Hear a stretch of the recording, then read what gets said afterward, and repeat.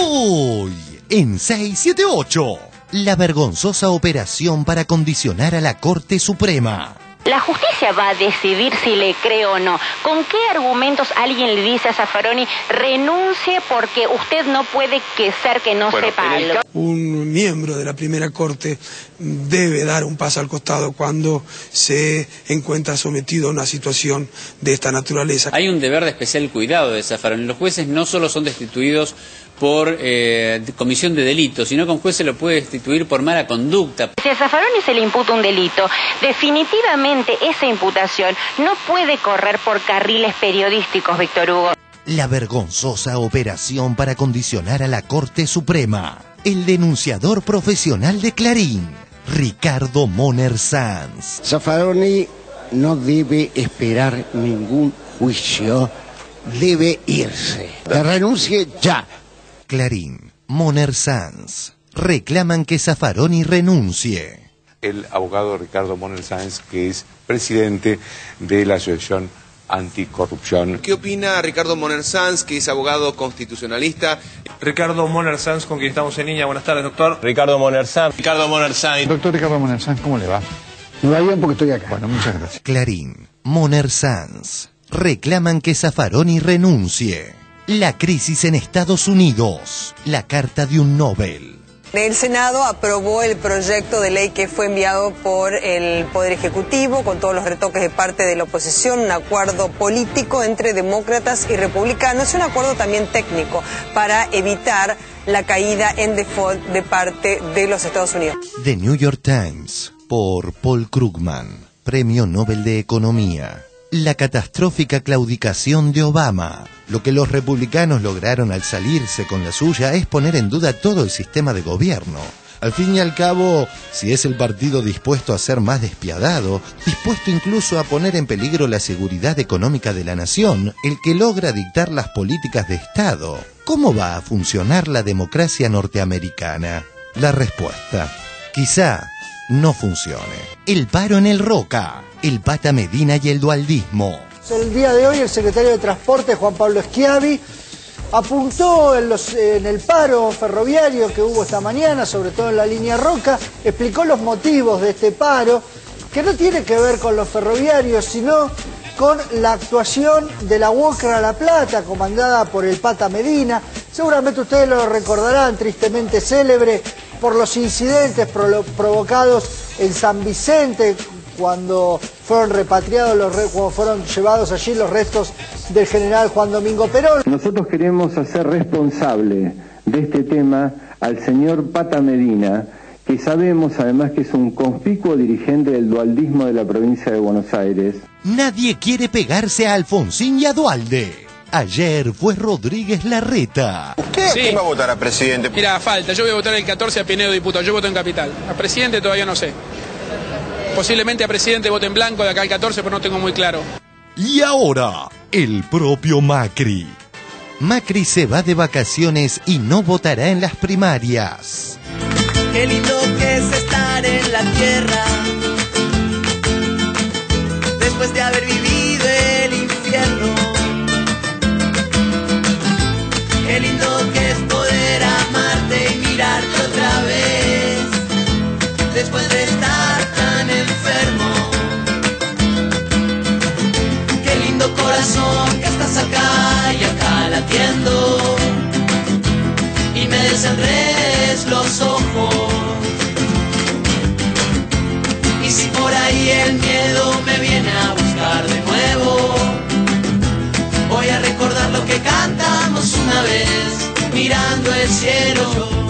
Cántale a la luna y al sol, cántale a la estrella que te acompañó, cántale a tus amigos con el corazón. Cántale a la luna y al sol, canta que es la tierra que canta en vos, cántale a tus amigos con el corazón. Todas las voces, todas. Andrés Ciro. Ahora que se vienen 2 semanas las primarias y ya tenés pensado a quién. Yo creo que voy a votar a Cristina. Me parece muchas cosas que están buenas. Yo veo que pueden estar mejor, bueno, sí, pero no sé, cerca de mi casa está la Villa Carlos Gardel, y yo la conozco desde que me mudé a Palomar a los 10 años, siempre estuvo igual eso. Y ahora hay casas, hay un cambio, hay algo hecho. Pero me parece que además escuchar a un presidente hablar, como la escuché, hablar de la vuelta de Obligado, de Jaureche, de Rosas, de cuestiones históricas, nacionales, eso habla de algo también. Una anécdota con Néstor. Una vez lo saludé, fue fuerte porque iban a darle de baja una ley que habían puesto, que era que todos los músicos tenían que afiliarse a un sindicato, y aunque no ganaran un sope tenían que poner 200 pesos por mes. Y él entró y me toca la espalda y me doy vuelta, me dice: ¿qué haces, Ciro? Te mató. Me mató. Me mató. Claro. Y lo saludé así como estaba sentado. Dio la vuelta a toda la mesa. ¿Todavía o era Cristina? No, era presidente. Y va y se sienta, y yo me doy vuelta y me doy cuenta de que toda la gente se había parado. Y yo estaba sentado como si nada. Pero el tipo transmitía una cosa de informalidad que hace también, quizá que yo en el momento lo saludé así sentado: ¿qué tal? Y además, bueno, firmó ese coso y sacó la Vic negra. Claro, con la tapita mordida. Claro. Sí. Era muy loco eso, ¿no? Porque el poder de esa Vic. Claro. Y era una Vic, ¿no? No era una Parker, así. No, claro. Otro día de espectaculares noticias. 1. Recaudación tributaria récord. Diarioregistrado.com. La recaudación tributaria aumentó 28%. La recaudación tributaria de julio totalizó 47.845 millones de pesos, lo que representa un aumento del 28% respecto del mismo mes de 2010. 2. Tren unirá a Argentina con Uruguay. Dentro de unos días va a cruzar un ferrocarril. Hace 30 años que un ferrocarril argentino no cruza el río. 30 años. Bueno, van a empezar a cruzar los ferrocarriles. Creemos que esas son cosas importantes y muchas más que podemos ir tejiendo. Muchas gracias, señora presidenta. Gracias, presidente. Muchas gracias. 3. Avanzan juicios por robo de bebés. Página 12. Se reanudó el juicio por el plan sistemático de robo de bebés. Dice que está embarazada. Miguel D'Agostino declaró como testigo del embarazo en cautiverio de la madre de Alejandro Sandoval, uno de los nietos recuperados. D'Agostino escuchó a Liliana Clelia Fontana decirle al guardia que estaba esperando un hijo. A propósito, Carrió aún no dio el dato. Defendimos los derechos humanos de los hermanos Nobles, que ahora nos dan la razón, que finalmente no eran hijos de desaparecidos, sino que habían sido usados como instrumento de una venganza. Bueno, está en revisión eso ahora. Sí, pero ya se sabe que no son. ¿Sí? Sí. ¿Y cómo se sabe? ¿Está bien? Porque se sabe de quién son. Se sabe de quién son. Se empacha de buena onda 678. No me tires con cuchillo, tírame con tenedor. ¿Cuántas papas hay que comer más o menos? Si las corta al medio, más o menos son 4 mitades. 2 papas. Ah, muy bien. Sí, más o menos. Bueno, está bien, comí 6, 7, 8. 6, 7, 8. 6, 7, 8. Cántale a la luna y al sol, cántale a la estrella que te acompañó, cántale a tus amigos con el corazón. Cántale a la luna y al sol, canta que es la tierra que canta en voz, cántale a tus amigos con el corazón.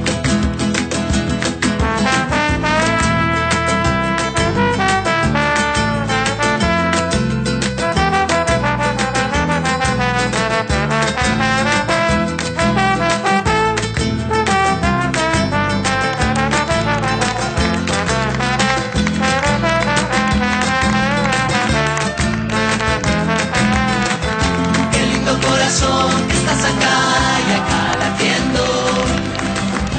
Buenas noches, bienvenidos a 678. Como ustedes saben, los acompañamos durante 1 hora y media con este habitual resumen crítico de lo que ocurre en los programas en la televisión argentina. ¿Cómo les va, estimados colegas? ¿Todos bien? ¿Cómo estás? Bien, muy bien, todo en orden por ahora. Se te ve bien. Por suerte. Hoy está con nosotros para compartir el programa el señor Roberto Feletti. Hola Roberto, ¿cómo te va? Bienvenido. Roberto es viceministro de Economía de la Nación y candidato a diputado nacional por la ciudad. Muy bienvenido, Roberto. Muchas gracias por haber venido. Gracias por la invitación. También está con nosotros para compartir el programa el señor Félix Cruz. Hola Félix, ¿cómo te va? Bienvenido, fiscal federal de la Unidad de Derechos Humanos.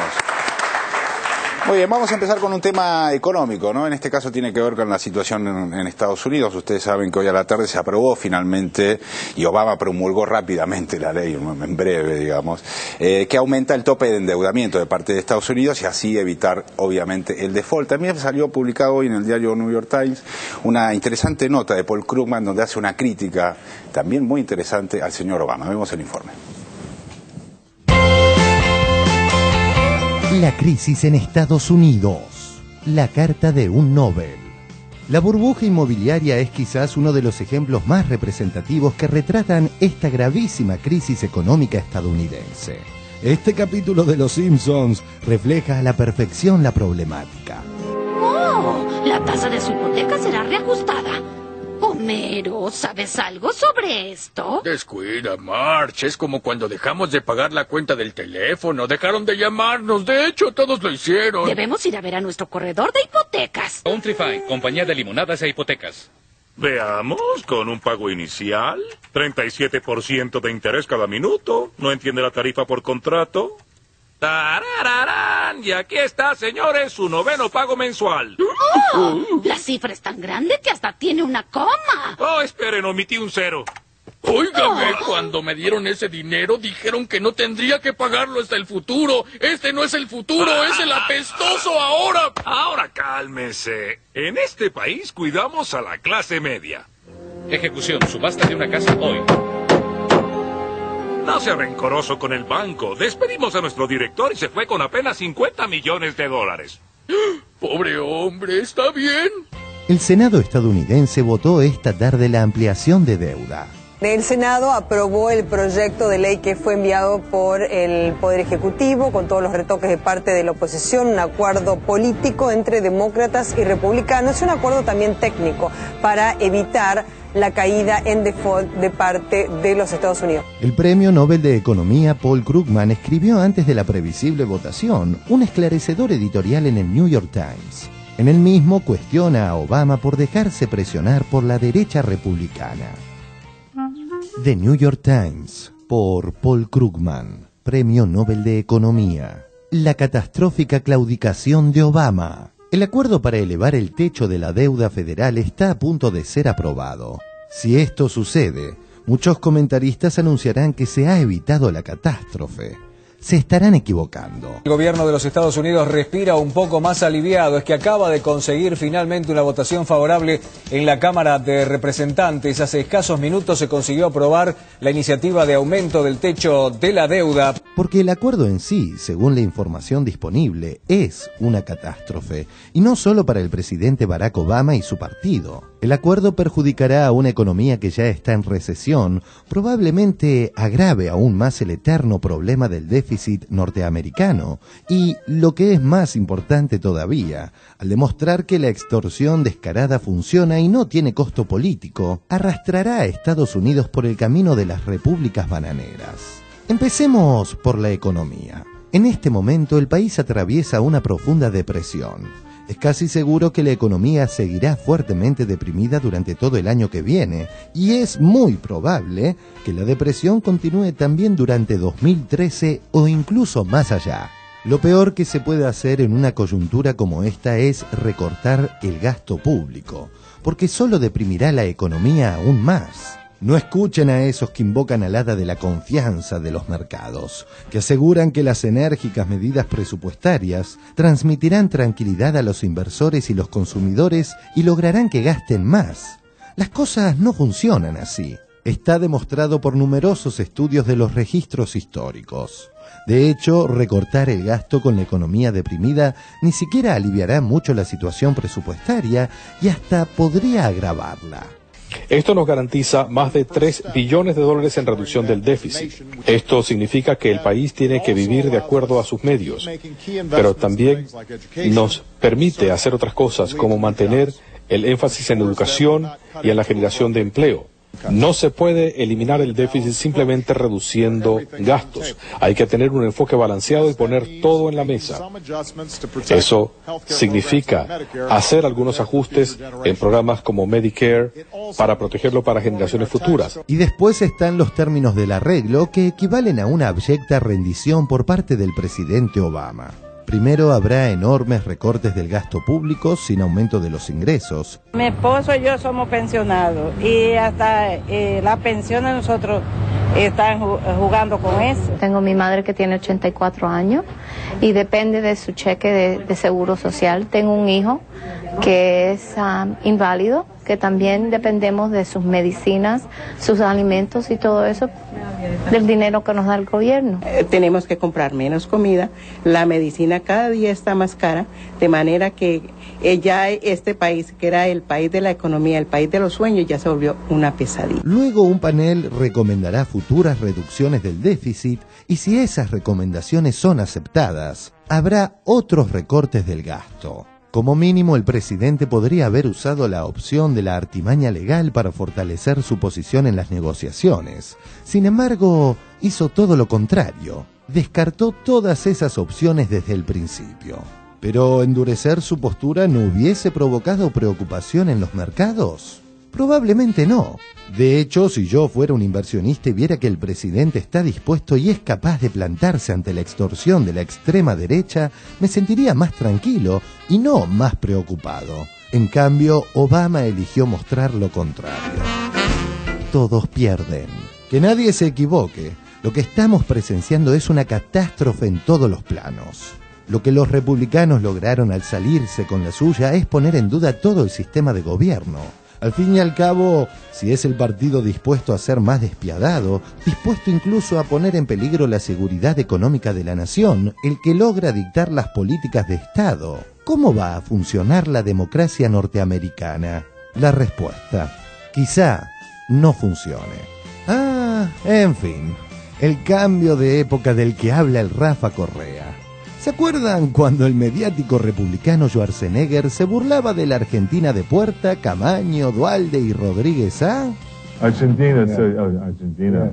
You guys are in a mess, huh? Yeah, Jesus, exactly. I mean, do I have to come down and straighten out the economy? Please. Would be nice. But this is like every 2 seconds another president. Do you know what the president's name is? That's what I'm saying. Yeah, you know, it would make no sense because as you pronounce his name, there's another one. Yes, you have 3 presidents in a month. I thought you have a 4th one now. No, we're still with the same one. You still are? Yeah, we still have the same president. Thank you. Bravo.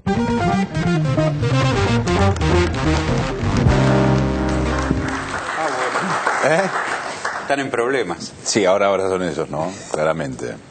Ahora dice Krugman que están al borde de una catástrofe. ¿Coincide un poco con esa idea? Sí, primero, como éxito de nuestras políticas es que esta vez no pudieron transferirnos sus crisis.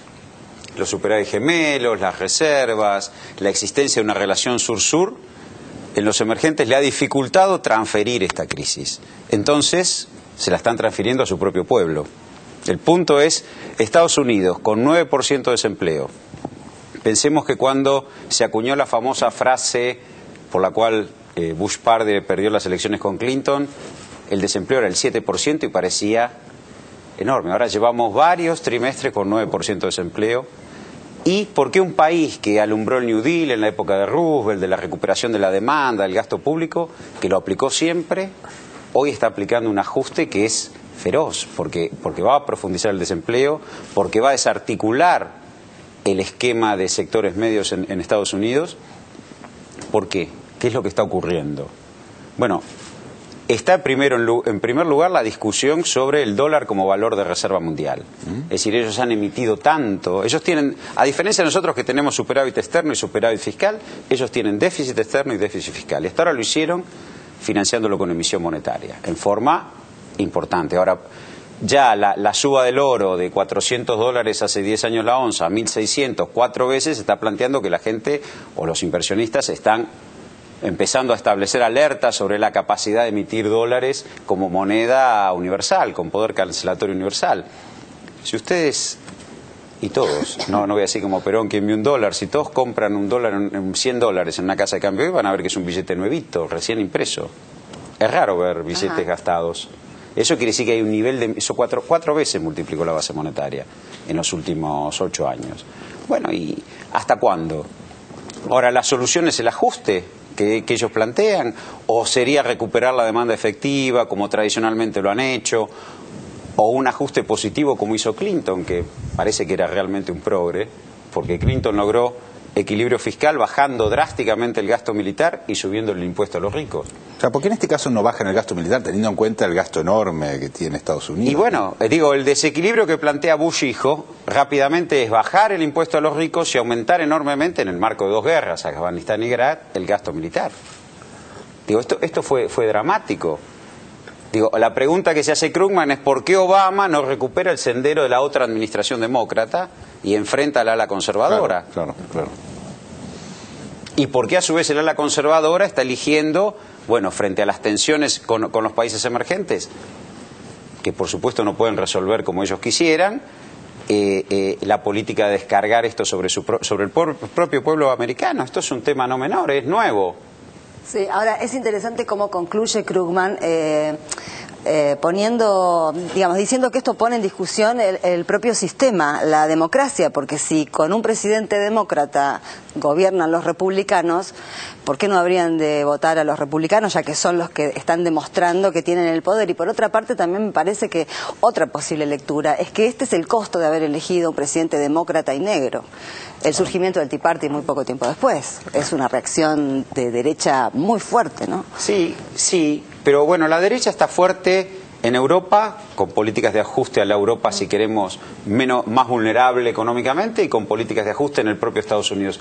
Ahora, Estados Unidos sostiene una tasa de desempleo alta durante mucho tiempo, un país que no tiene esa historia, y que la enorme preocupación siempre fue de Roosevelt para acá impedir esos niveles de desempleo. Lo sostiene a como dé lugar. Digo, ahí es me parece donde se empieza a cuestionar el sistema. Se desestructura esa sociedad que estaba estructurada sobre el consumo masivo y sobre la resolución de la vida a través del empleo, por lo menos aún de baja calidad, del empleo en sí mismo. Porque también cuando veíamos lo de los Simpson, ¿qué pasa ahí? Ellos quisieron resolver, por vía de la política monetaria, de la emisión monetaria y del crédito, lo que no resolvían por la distribución del ingreso. Entonces, a quien no podía pagar le daban una casa para que tuviera una casa, en un crédito que podría pagar en 120 años, porque su ciclo, eso mostraba la cuota, su ciclo excedía el ciclo biológico. Entonces, en un punto esa burbuja revienta. Claro. Esto de sobreendeudar, hubiera sido mucho más lógico la distribución del ingreso y salarios distintos. Esto me parece que la emisión monetaria tuvo por objetivo resolver problemas que no resolvían por otra vía, para ir llevando esta situación. Ahora, me parece que hoy le están haciendo pagar a Obama el costo de toda esa situación, y como digo antes, afortunadamente, porque si no escuchaba los planteos del fondo de apertura, de apreciación cambiaria y demás, no pudieron transferir sus crisis. El famoso tema de los desbalances globales. Estados Unidos no puede manejar la devaluación de su moneda. ¿Por qué? Porque hay muchos dólares, como en los 70, por fuera de Estados Unidos, pero esta vez no en poder de los bancos privados, sino los bancos centrales.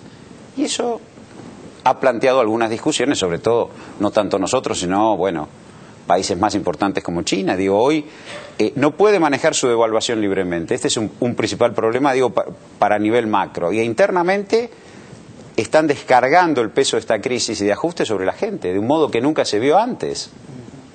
Digo, esto para mí, digo, uno que ha seguido más o menos la política estadounidense, no ha habido ajustes de este calibre. Lo intentó Hoover en los 30, digo, pero hace como 80 años, digamos, de esto. También es cierto que muchos procesos de reactivación se dieron en el marco de guerra, ¿no? Claro. La Segunda Guerra Mundial, Corea, Vietnam, digo. El interrogante es si en Estados Unidos va a haber una manifestación de rechazo como sí hay en Europa, ¿no? Eso es una incógnita porque tampoco pasó nunca. No hay ninguna demostración de movilidad social, digamos, alrededor de este conflicto, ¿no? Yo creo que hay una tensión política política social que en algún momento se va a expresar. Ahora, bueno, yo tampoco conozco en detalle la política estadounidense. Sí, uno puede comparar las políticas de 2 administraciones demócratas, la de Clinton y la de Obama en cuanto al presupuesto. Reducción de gasto militar y aumento del impuesto a los ricos.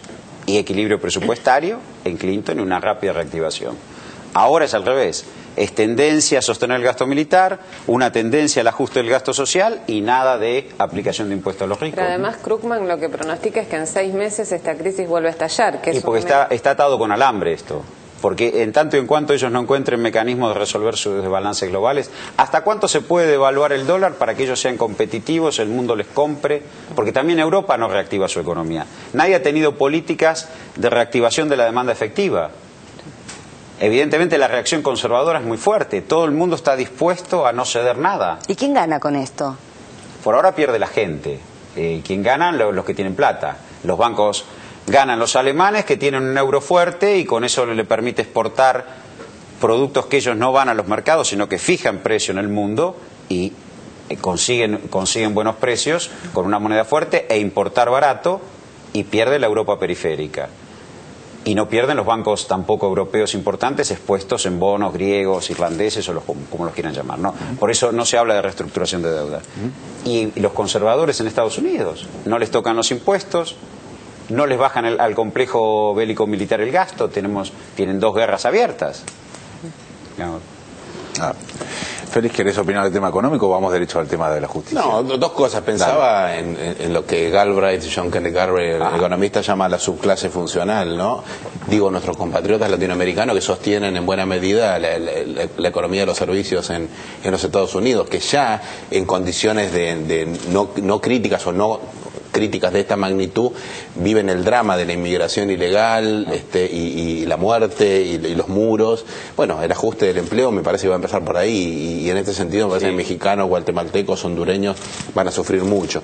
Y la otra cuestión es que pensaban en Medicare y la invitación de Obama a que los pobres se sacrifiquen en el presente en pos de las futuras generaciones, como si precisamente los pobres tuvieran en su presente algo que entregar. Digamos, suena profundamente hipócrita, pero me trae aquella frase que dice: en el largo plazo estamos todos muertos.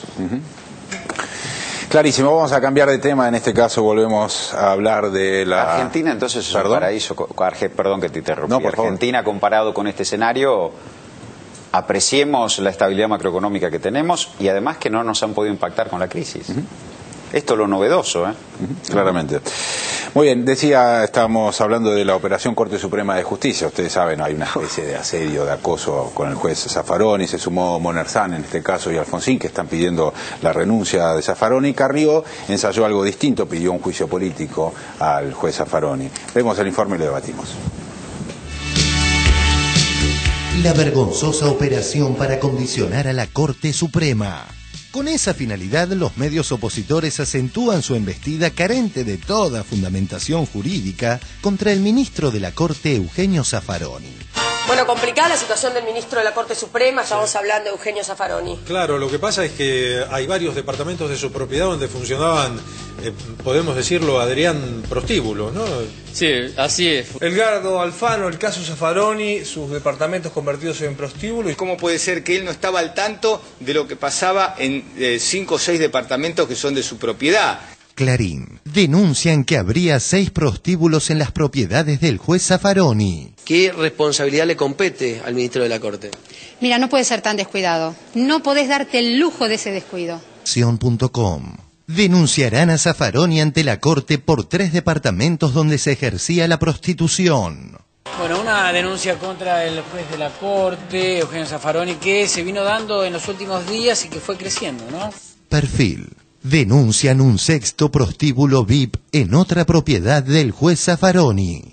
Uno puede decir, tiene chicas, mujeres trabajando como prostitutas en un departamento. Lo que ocurre es que acá pareciera que Zaffaroni tiene que tener más responsabilidad que nadie. Hay otro hecho que sí empieza a ser preocupante, que es la persecución, el acoso de que estoy siendo víctima, ¿no? Un auto parado en la puerta, me fotografían cuando salgo, me fotografían cuando entro, me llaman a la madrugada, me siguen por la calle con un taxi, me fotografían.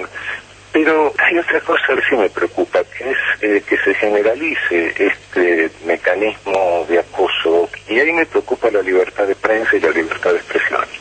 Porque cuando esto se generaliza y son muchas personas víctimas de esto, los censuristas no faltan, y ese es el riesgo.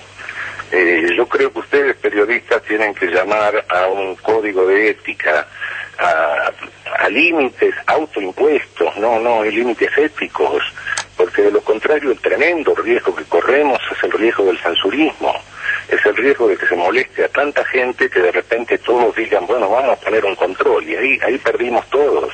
Ahí perdimos todo lo que hemos ganado a lo largo de años. Amplísimo espacio dedican al tema.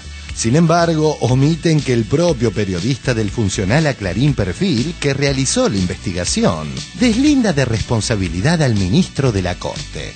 Facundo Falduto, periodista de Perfil.com. ¿Cómo llega vos la noticia? Yo justamente conocí a alguien que vivía en ese edificio. Ahí figuraba el nombre de Zaffaroni. ¿Se lo puede haber dado a alguien? A una administradora. Claro, que se lo puedan adquirir todos juntos. ¿Y esta administradora tendría algún tipo de responsabilidad o estaría cometiendo algún tipo de delito por hacer esto?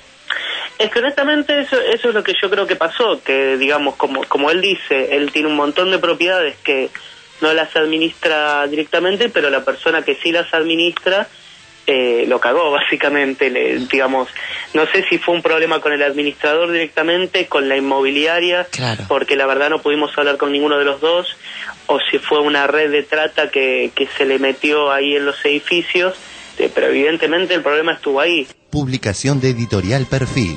El puticlub del juez por dentro. Otro puticlub en el departamento de Zaffaroni. Aparecen nuevos puticlubs en los departamentos del juez de la Corte. Él tiene un montón de propiedades que no las administra directamente, pero la persona que sí las administra lo cagó básicamente, digamos. Contundente, ¿no? Si a los medios hegemónicos les interesara la verdad, deberían pasar y no ocultar este testimonio, repetimos, del periodista que investigó el tema. La diputada Gil Lozano de la coalición cívica fue designada para colocarse al frente de la vergonzosa campaña. El periodista Luis Novarecio la desnudó en su ignorancia. Cuando vos tenés propiedades y las alquilás, sos responsable de quién, digamos, de cuál es la persona o cuál es la actividad que se va a desarrollar en esa propiedad. Claro, pero esto Fernanda, él lo enseña en la facultad. Fernanda, sí, digamos, está bien. Yo no se lo tengo que enseñar al doctor Sí, Zaffaroni. Fernanda, Luis Novarecio la saluda, buen día. Pero también usted sabe que hay un contrato de representación y hay un mandatado que es la inmobiliaria. Cuando uno firma con una inmobiliaria la administración, el primer responsable precisamente es el tercero que está administrando, digamos, porque si no uno no delega en otra persona la administración. Efectivamente puede haber una responsabilidad solidaria y última, pero en el medio hay una inmobiliaria que me parece que es la que habría que apuntar, porque si en 3 departamentos que administra la misma inmobiliaria hay 3 prostíbulos, la verdad que la sospecha es que la inmobiliaria es la que está más involucrada en la trata de personas, me parece. Mirá, no es lo que dice la ley, es decir, me cuesta mucho creer que el doctor Zaffaroni no sabía nada de esto, te vuelvo a repetir. Eso no dice la ley, me parece que es una discusión jurídica, eso no dice la ley. Si una administradora de propiedades contrata a través de una propiedad de un tercero con un objeto ilícito, el responsable primero está clarito en los contratos de representación del Código Civil, es esa administradora, digamos, porque uno no va a acá te van a contestar los abogados. Disculpe que lo interrumpa, sí, es correcto lo que usted dice. Acá te van a contestar los abogados. Disculpe que lo interrumpa, es correcto lo que usted dice. La vergonzosa operación para condicionar a la Corte Suprema. Un flagrante caso de distinta vara. Flagrante es poco, ¿eh? Observemos. El denunciador profesional de Clarín, Ricardo Moner Sanz, y el candidato de una de las colectoras de Mañeto, Ricardo Alfonsín, entre otros operadores, salieron hoy a reclamar la renuncia del intachable juez de la Corte. La situación de Zaffaroni no puede ignorar que tenía prostíbulos, al que en sus infinitas propiedades tuviera prostíbulos. Si ignoraba, sí, debe irse por ignorar. Si no ignoraba y está macaneando, debe irse por macaneador. ¿Sí? Usted lo que pide es que Zaffaroni se vaya ya, o sea, que no espere ningún juicio, ya. Eso es lo que dice en su carta. Que renuncie ya. Clarín, Moner Sanz. Reclaman que Zaffaroni renuncie. La justicia va a decidir si le cree o no. ¿Con qué argumentos alguien le dice a Zaffaroni renuncie porque usted no puede ser que no sepa algo? Más allá de cómo se pueda tipificar el caso, si se trata de una infracción o de algo más grave, un miembro de la primera corte debe dar un paso al costado cuando se encuentra sometido a una situación de esta naturaleza. Qué triste lo de Ricardo Alfonsín pidiendo la renuncia de Zaffaroni. Pero aparte dice, aunque no haya delito, tiene que renunciar. Sinceramente me entristece que una persona que todavía hoy presidenciable, esté ocupándose de esto cuando el propio periodista de Perfil que descubrió este asunto de Zaffaroni dice que no hay acusación contra el juez, sino contra la inmobiliaria. Entonces, ¿por qué apurarse rápidamente a los gritos? Para sacarle un rédito político. Debe dar un paso al costado. Con nulo rigor, Ricardo Alfonsín pretendía instalar una descabellada versión. Debe dar un paso al costado cuando se encuentra sometido a una situación de esta naturaleza. Y me han dicho, no sé, que ha renunciado, cosa que no me extraña. Nótese que funcional a Clarín, C5N titula como adjudicándole el pedido de renuncia a un tercero desinteresado, sin reparar en que se trata de operadores del monopolio opositor. Involucra a un integrante de la Corte Suprema de Justicia y creo que hay que tratarlo con la responsabilidad del caso. No. Recordemos que no hay un sistema diferente para el juicio político de los ministros de la Corte Suprema. Pero el análisis, como les decía anteriormente, tiene que ver con un ámbito en el Poder Legislativo. ¿Cuál es la distinta vara que planteaba 678? Por un lado tenemos el caso de Zaffaroni en el que Luis Novarecio bien explicaba la falta de responsabilidad del juez. Y por el otro, no se recuerda a Alfonsín y a Moner Sanz pidiendo la renuncia del hace rato procesado jefe de gobierno porteño por un gravísimo delito. Mientras tanto, los medios que lo patrocinan repiten todo el día una mentira. Una similitud entre los títulos que sacudieron la tranquilidad de la vida del doctor Zaffaroni con los títulos que hacían que el primer ministro británico, uno de los 5 o 6 hombres más poderosos del mundo, llorara de impotencia. I have never talked about my son approached by the Sun newspaper. They told me they had this story about Fraser's medical condition and that they were going to run this story. How did that affect you as a father? In tears. And I just can't understand this. If I, with all the protection and all the defences and all the security that a Chancellor of the Exchequer or a Prime Minister has, is so vulnerable to unscrupulous tactics, unlawful tactics, to methods that have been used in the way that we've found, what about the ordinary citizen? Miente que algo quedará. Ya lo decía Felipe González. Yo no me puedo poner a responderle a 678. ¿Por qué? Son brutos.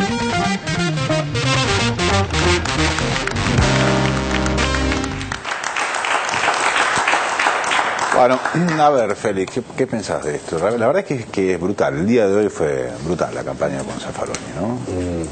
Estoy pensando, empiezo por el último pensamiento. ¿A qué distancia están? A mí yo tengo una obsesión, porque además conozco a algunos. Los trabajadores de TN, por ejemplo, ¿no? Quienes ponen la cara para millones de televidentes en cadena nacional privada, para decir lo que dicen, ¿no? ¿Qué pasará por ellos? ¿A cuánto están de los diarios del grupo Murdoch, ¿no? ¿A cuánto están de sacarle las lágrimas al ex premier británico? ¿O tendrán conciencia del sufrimiento que producen, de que son esparcidores de virus en la opinión pública? ¿Qué les pasará a estos pibes que a veces tienen poco más de 30 años? Y bueno, perdón, la verdad es una reflexión que me persigue y con la que a veces debato mucho en algunos blogs de periodistas amigos. La otra cuestión es, el informe tiene algunos adjetivos que me parece, yo lo sacaría como para discutir más libremente, digamos. Inclusive sacaría el intachable de Zaffaroni, sacaría, digamos, sacaría la no responsabilidad de Zaffaroni, sacaría los adjetivos que se le ponen a Moner Sanz, para que podamos pensar menos condicionados, y además no caer y no incurrir, digamos, en el mismo prejuicio y en la misma chantada en la que incurren todos estos impresentables que opinaban o demasiado presentados que opinaron a lo largo del informe. A mí, digamos, lo de Alfonsín es increíble, digamos. Alfonsín es un personaje de la picaresca nacional. Yo me pregunto si le estará exigiendo algo a Guad, que se sacaba fotos con Luciano Benjamín Menéndez cuando él era funcionario y compartía el palco, si le pedirá que dé un paso al costado por el multicondenado a reclusión perpetua, a prisión perpetua como nadie en la Argentina, y en plena democracia lo convidaba a la mesa como si fuera un demócrata, digamos. No tiene que dar un paso al costado, tiene que dar un salto al vacío en este caso. Y sin embargo, parece que esto no es un caso de distinta vara, bueno, en fin. Y lo del ministro Zaffaroni, realmente ha sido presentado de una manera muy ligera.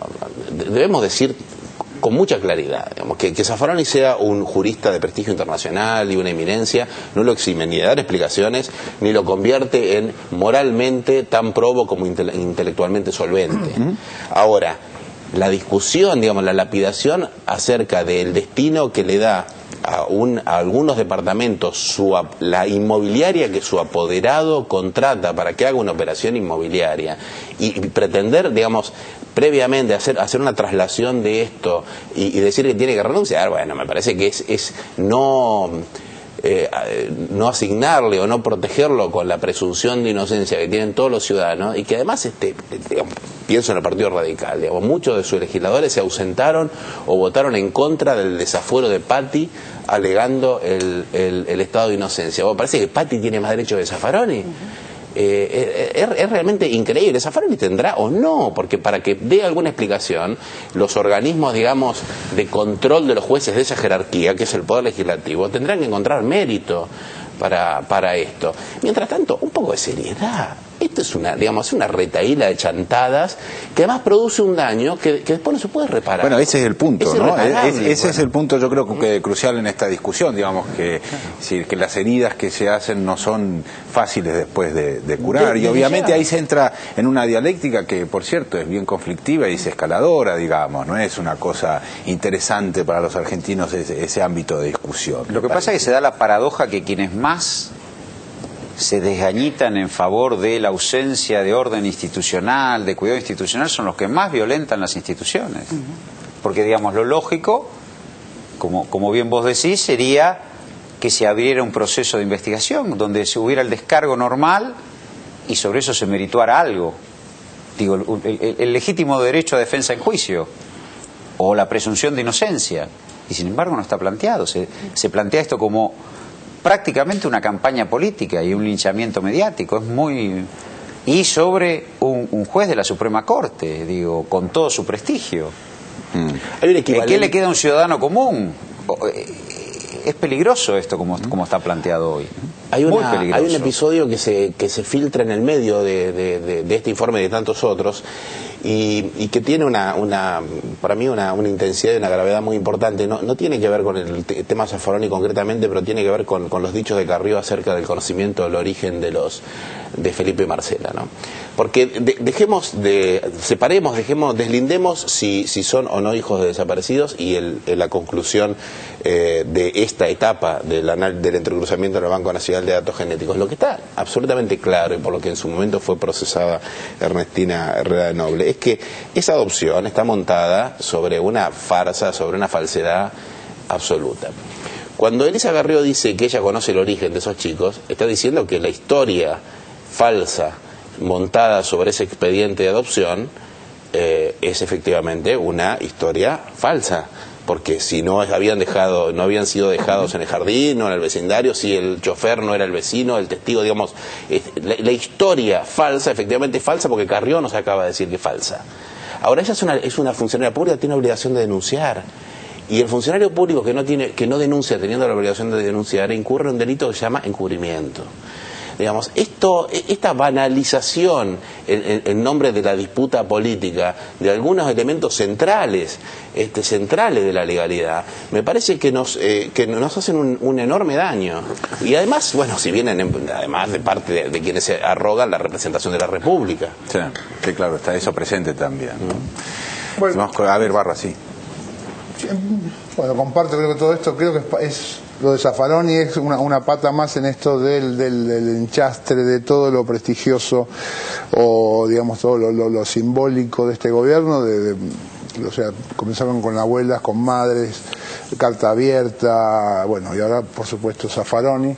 Pero me quedé pensando, Moner Sanz es una personalidad que viene de hace muchos años y que denunciando y desde los 90 y digamos, no sé si le cabe tan claramente lo de clarinista. Él comenzó con por lo menos me acuerdo con la denuncia del Menem, instrumenta de armas a Ecuador, por lo cual Menem fue preso, denunció, y tengo anotado acá, Dualde, Arrucaufa, ha denunciado, tiene cientos de denuncias, Amado Gudú por una compra de papel, a Alberto Fernández por unas contrataciones, yo creo que debe tener denunciado a todos los gabinetes de los últimos gobiernos, incluido a Fito Páez, por lo del ASCO, y ahora a Zaffaroni.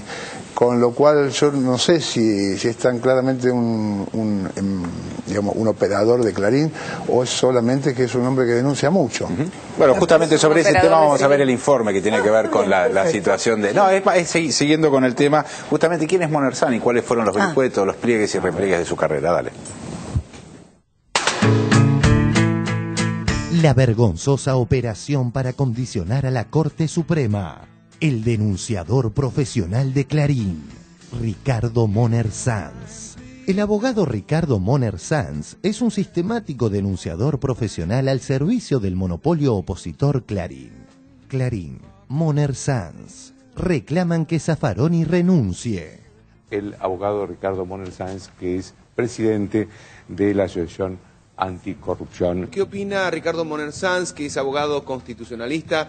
Ricardo Moner-Sanz, con quien estamos en línea. Buenas tardes, doctor. Ricardo Moner-Sanz. Ricardo Moner-Sanz, todos lo conocemos. Habla el constitucionalista Ricardo Moner-Sanz. Muy bien, doctor Ricardo Moner-Sanz, ¿cómo le va? Me va bien porque estoy acá. Bueno, muchas gracias. Hace unos meses, una investigación de Tiempo Argentino demostró la corrupta connivencia entre los Moner-Sanz, el gobierno porteño, y el grupo Clarín. La Nación. Personajes. Moner-Sanz. ¿Cuándo trabaja y de qué vive? Mire, en este estudio trabajamos 3 abogados. Mi mujer Ada Valentini, mi hijo Ramiro y yo. Disculpame, ¿Cómo no vas a poder resolver? Te consta que yo he tenido acciones judiciales contra los dirigentes del club, contra los dirigentes de la Asociación del Fútbol Argentino. Y te consta que mi familia se ha llevado puesto hasta un presidente de la Nación. En este estudio trabajamos 3 abogados. Mi mujer Ada Valentini, mi hijo Ramiro y yo. Tiempo Argentino. Hace más de un año que el macrismo dilata un simple trámite burocrático. Clarín ocupa los estudios de Canal 13 hace 16 años y Macri lo protege. El derrotero del trámite comenzó en la Escribanía General de la Ciudad de Buenos Aires. Luego fue girado a la Secretaría Legal y Técnica, que lo remitió a la Procuración General a cargo de Ramiro Moner-Sanz. En la Casa Rosada afirman que el funcionario tiene pisado el expediente. Por su parte, Moner-Sanz dijo a Tiempo Argentino que fue devuelto hace más de 6 meses al organismo que lo envió. En concreto, la escritura nunca se firmó y Canal 13 continúa como un ocupa en Constitución. Tras la investigación que solo reflejó 678, el abanderado anticorrupción Moner-Sanz nada dijo del tema y se llamó a silencio un largo rato. Ahora regresa a la palestra clarinista en el contexto de la vergonzosa campaña contra Zaffaroni.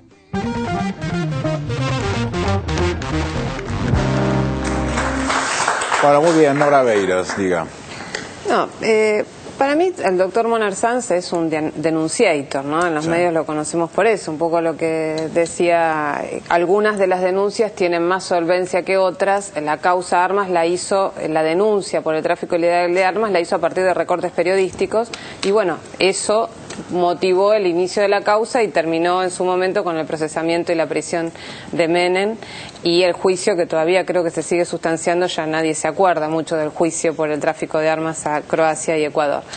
Pero me parece que acá y en este caso se vuelve a montar sobre una denuncia periodística que tiene la liviandad que quedó expuesta con el mismo testimonio del periodista de perfil que hizo la nota, ¿no? Donde dice, bueno, sí, el responsable son evidentemente los administradores o la inmobiliaria, que hasta ahora no son los sujetos que no aparecen. No aparecen en ningún lado, no, eso es muy interesante. Nadie habló ni siquiera una foto de la inmobiliaria. Digamos, me parece que ahí, como muy bien decía el doctor Kraus, acá, bueno, hay que la justicia tiene que mostrar hechos, ¿no? Y bueno, si fue engañado en su buena fe Zaffaroni, quedará expuesto en forma clara. No, me parece que no es tan difícil de comprobar eso, a priori. Yo no soy abogada ni mucho menos. Pero lo que más, lo más llamativo de todo esto creo que es la campaña mediática que se monta sobre esto y la liviandad de muchos de los dirigentes políticos. El caso extremo es el de Ricardo Alfonsín. La verdad que uno acá, creo que muchos de nosotros y muchos de los invitados han manifestado afecto por Ricardo Alfonsín, quizás por la historia de su padre más que por la trayectoria de él. Pero la verdad que últimamente, digamos, nadie lo obliga a decir lo que dice, ni a pararse de donde se para, ni a aliarse con quien se alía. Entonces, es una definición. Y salir, por más que esté en el medio de una campaña electoral, salir así, pidiendo una renuncia, sin saber demasiado, además al mismo tiempo diciendo en la misma declaración, a mí me dijeron que renunció. La verdad que es un acto de irresponsabilidad. Y en esto también queda de manifiesto cómo los otros presidenciables han operado distinto, claro, ¿no? Porque Macri y Duhalde dijeron, bueno, no sé, hay que ver, el doctor Zaffaroni tendrá que dar explicaciones. Wiener, el socialista, dijo, bueno, también yo tengo un excelente concepto del doctor Zaffaroni como jurista, esto me parece poco feliz, pero hay que ver qué pasa. Parece que lo que se está montando es claramente una operación mediática en función de un personaje que es un personaje molesto, porque Zaffaroni es un abogado que siempre juega al límite en todo y que nunca se ha adaptado, y muchos no le perdonan que sea un ministro de la Corte Suprema de Justicia. Pero yo tengo una pregunta general sobre el tema, que si hay que defenderse o no de una mentira difamatoria. Digamos, si cualquiera de nosotros sufre una situación de difamación, ¿no? Esto no es así, digamos. Si hay que defenderse o no, si esa defensa es posible o no también en este esquema de medios que hay en este momento, si esa defensa agrava o no, si, digamos, porque Zaffaroni hace por lo menos 15 días que está la denuncia dando vueltas en el diario Perfil, y se tomó su tiempo como para ver si estos tipos razonaban un poco, digamos. Yo entendí eso, ¿no? Y después sale a hablar, da una explicación. Ahora, la explicación no fue replicada en ningún lado. Entonces, ¿hasta qué punto se puede estar defendiéndose en un ambiente en el que no se permite tampoco una defensa? Porque más bien se redobla el ataque, ¿no? Tu reflexión es clara porque es desigual la lucha entre el dañado públicamente y la respuesta que podés dar. De eso se trata lo que estamos conversando. Yo estaba pensando que Jorge Asís, que es muy ingenioso con las palabras, solía parodiar a Borges cuando decía, un premio municipal no se le niega a nadie. Y Jorge Asís decía, una denuncia de Moner Sanz no se le niega a nadie. Banalizando todas las denuncias, pero el daño, en este caso el daño, yo me imagino cómo puede sentirse alguien que es inocente, por supuesto lo de inocencia, frente a esto que no puede andar por la calle, que persigue en su auto, esta ominosa situación de la prensa, atacándolo permanentemente. A nosotros no nos podemos defender desde un lugar de vitalidad, de buenas intenciones, porque no estamos al tanto del caso, pero por otro lado, así como una denuncia de Moner Sanz no se le niega a nadie, analizándolo, tampoco una tapa escandalosa de Jorge Fontevecchia no se le niega a nadie. Jorge Fontevecchia se debe estar relamiendo de que uno de sus periodistas descubrió esto, y vamos a pensar cómo se descubren estas cosas. Cualquiera de nosotros es un periodista básico, algunos son mejores que básicos, no es mi caso, pero sabe que esto viene por sopladas, por situaciones que alguien te informa. Es decir, alguien te cuenta algo en un edificio determinado, puede ser de mil maneras, esos espionajes que ocurren sobre todo en un momento como este. ¿Qué puede ser? ¿La CIDE? ¿Alguien de adentro de la CIDE? ¿Puede ser alguien de la policía? ¿Puede ser alguien? No sé, no importa quién. Esto es una conjetura que yo no puedo hacer. Pero alguien, evidentemente, alguien mostró. Y justamente Zaffaroni es alguien que para el gobierno es vulnerable, porque tiene una concomitancia con el modelo, lo ha demostrado en muchas de sus conferencias, en sus libros, en su actitud. No es casual. Esto pasó con Eve de Bonafini en algún momento por otros motivos. Entonces, frente a ese escándalo, y la segunda que yo le quería preguntar a él, si me autorizás, nada más, es una casi tonta la pregunta. Cualquiera puede denunciar algo y un juez acepta la denuncia, más allá de que pudiera ser una injuria, una mentira, y esa denuncia que acepta ese juez, aunque no fuera verdadera, puede trascender a los medios, y hasta tanto viene la desmentida, la persona es dañada y es vulnerada.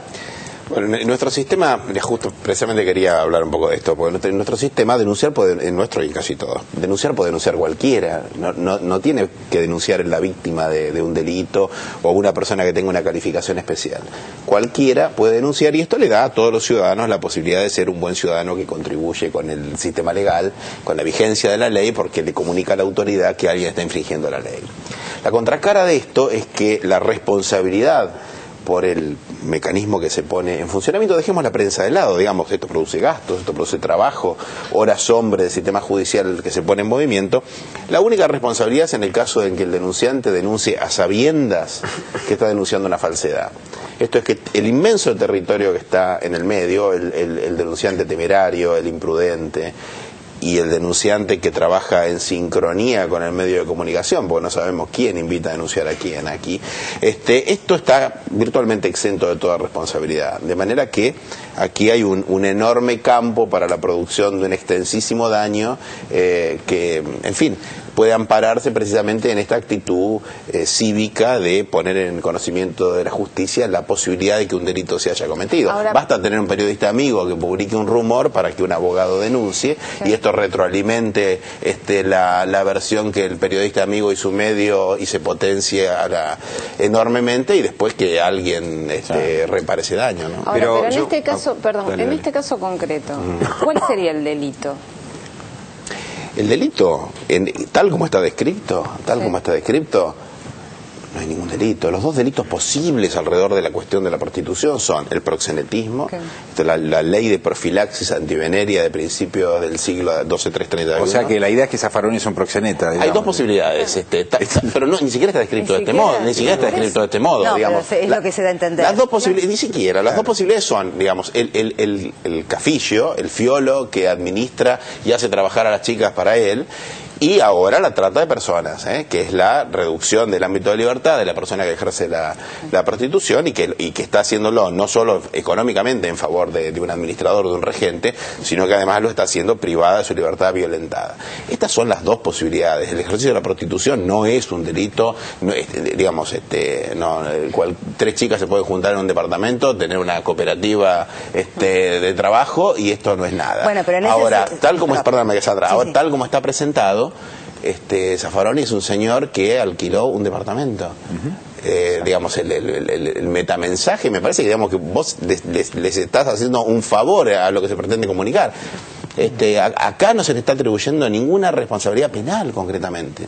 Nadie está describiendo esto. Bueno, pero primero me llamó mucho la atención la frase me parece horrorosa la frase de Ramiro Moner Sanz: mi familia se ha llevado puesto hasta un presidente, ¿no? Ese lugar de emisión me parece atroz. Y por otro lado, lo que estabas comentando es la perfecta explicación de por qué no apareció hasta ahora a ningún periodista en la Argentina, de todos estos que están cacareando todo el tiempo. ¿Se le ocurre ir a ver quién es la inmobiliaria? ¿A qué comisaría pertenece? Sí. ¿Cómo funcionaba ese negocio? Quiero decir, periodísticamente hay mucha tela para cortar si querés cortarla, pero no les interesa que aparezca otra cara y otro responsable porque cargan directamente contra Zaffaroni. Esa es la operación. Hay algo que dice Orlando que la imaginación, estoy leyendo tu libro, Orlando, veo que tienes una gran imaginación.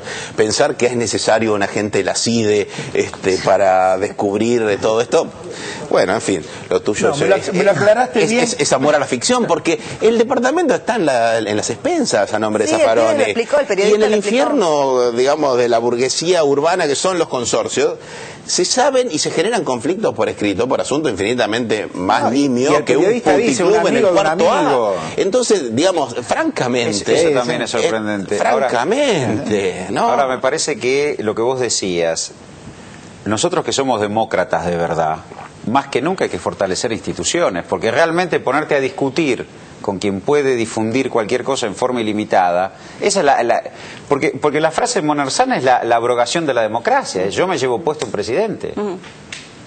Sí. Qué prepotencia, ¿no? No, es tremendo. Bueno, frente a eso hay que fortalecer como nunca el cauce institucional.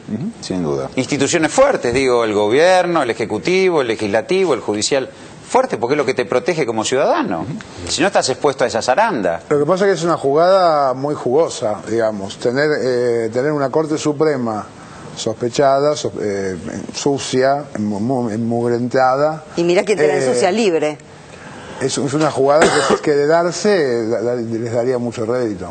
No están esa es la apuesta, ¿no? Esa es la apuesta. Pero me parece que la realidad es que es un poco, como vos bien lo describís, bueno, hay que establecer cuál es el delito potencial. Digo, no. Claramente. Así estamos, señores. Vamos a ir a un corte, ya volvemos. Dale. Créditos Credicop. Arma tu crédito. Arma tu sueño. Banco Credicop Cooperativo. La banca solidaria.